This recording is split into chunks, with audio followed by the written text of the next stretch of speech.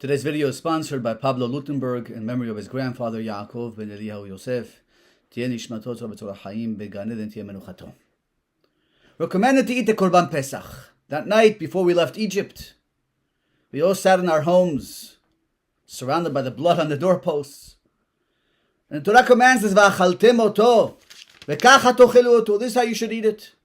Motnechem chagurim, wearing your belts, buckles tied. Na'alchem beraglechem, your shoes on. Umakelchem beyadchem, your walking sticks in your hand, ready to go. V'achaltem oto bechipazon. You should eat it with chipazon, with quickness, haste, impulsiveness. Pesach hu Hashem. Now, it's very strange. See, as Jews, we all knew the plan. We're going to leave Mitzrayim in the morning. We're going to eat the Korban Pesach. The plague of Bechorot is going to hit at Chatzot, at midnight. Wipe out the firstborns of Egyptians. In the morning, we're going to leave. Now, eating the Korban Pesach before midnight. I need to have my shoes, my belt, my walking stick ready to go. I'm still here for a bunch of hours. Why do I eat the Korban Pesach like that? And more interesting, the matzot. We all knew the plan. We are leaving in the morning.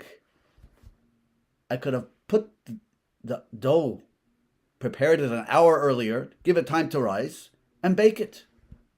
What's this whole idea of chipazon, this impulsiveness of going out b'chipazon? You know, as Jews, impulsiveness we're trained is not a good midah, not a good attribute. We're not supposed to be impulsive. All our mistakes in life come when we're impulsive. We're supposed to be thought out, think, act in a premeditated way. And then, so what's the focus of chipazon for us to leave Egypt? You know, to understand this, maybe we need to look at the Makkah of Arbe of locust.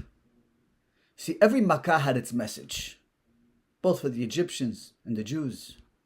Those who joined us on Tuesday night, we discussed one of the messages of Arbe of the locust. But today I want to focus on another aspect of the locust. You see, the Arbe, the locust, Shlomo Melech says in Mishle, En melech la'arbe, have no king. There's no leader that binds them together and guides them. Masses of billions of locusts come together in a group on their own. And they travel in swarms, but no specific direction or plan. And they destroy everything in sight. And they bring a cloud of blackness, darkness, wherever they go. As the Pasuk says, V'chisayt en haaretz. They literally blocked the sun. V'techshach haaretz. The ground became dark. Can't see anything when locusts are there. And they destroy everything inside. Nothing can grow. And whatever's there, whatever growth is there, is consumed. Arbe represents, in a sense, Egyptian philosophy and world philosophy today, where this groupthink, herd mentality, we're just going together. No direction, no purpose, no goal. And that brings darkness. Or we can't see up, we can't see the spiritual world. That's the state that Jews found themselves in Egypt. That's the message of the locust. They're separating your vision. You can't see up. You can't see the spiritual world. You can't grow in such an atmosphere. It's a destructive atmosphere. The only way to survive is to break away from that atmosphere. You know, it's fascinating. Locusts, in this swarm, they change. They have a physiological change where they change colors, they change size, they change how much they eat. And when they break away, they revert back to grasshoppers. And that's what's supposed to happen to us. We need to break away from that swarm, from that herd mentality.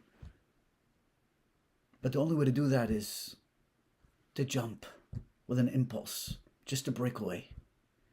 See, sometimes in life when we see things with perfect clarity, doing the slow, steady stages of growth is not going to work.